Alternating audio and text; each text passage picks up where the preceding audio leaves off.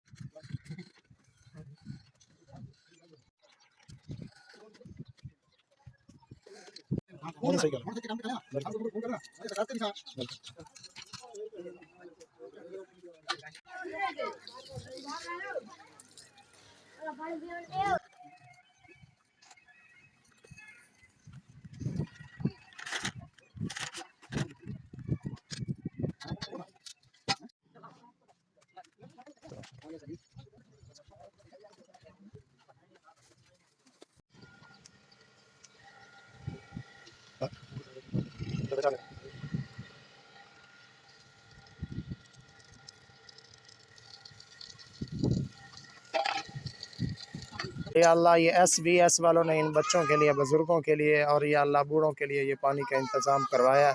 या अल्लाह उनकी SBS वालों की इस खिदमत को कबूल फरमा। और या अल्लाह जो SBS के साथ मिलकर जो काम कर रहे हैं, जो मदद कर रहे हैं, तावन कर रहे हैं, मोहब्बत कर रहे हैं, सब की खिदमत को कबूल फरमा। या अल्लाह इसी तरह मज़ीद SBS वालों को, इन बच्चों के लिए, गरीबों के लिए या अल्लाह तू मज़ीद मदद करने की तौफ़ीक नसीब फरमा।